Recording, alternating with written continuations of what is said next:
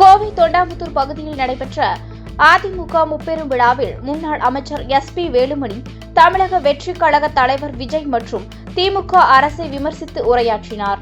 கரூரில் நடைபெற்ற கட்சி கூட்டத்தில் ஏற்பட்ட உயிரிழப்பு சம்பவத்தை முன்வைத்து பேசிய அவர், கட்சியை யார் வேண்டுமானாலும் ஆரம்பிக்கலாம், ஆனால் மக்களுக்காக போராட வேண்டும் என்றார். MG ராமச்சந்திரன் நடிகர் என்பதால் முதல்வராகவில்லை, நல்லவர் என்பதால் மக்கள் அவரை தேர்ந்தெடுத்தனர் என்றும் குறிப்பிட்டார்.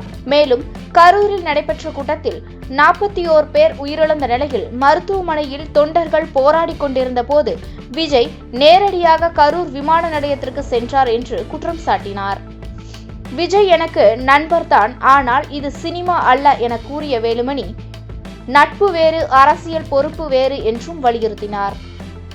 கொரோனா காலத்தில் முன்னாள் முதல்வர் எடப்பாடி பழனிசாமி மாவட்டங்களுக்கு சென்று பணியாற்றியதை நினைவு கூர்ந்த அவர், அதிமுக ஆட்சி மக்கள் நலனுக்காக செயல்பட்டது என்றார். இறுதியாக அதிமுக மற்றும் கூட்டணி வேட்பாளர்களுக்கு வாக்களித்து மாற்றத்தை ஏற்படுத்த வேண்டும் என கேட்டுக்கொண்டார்.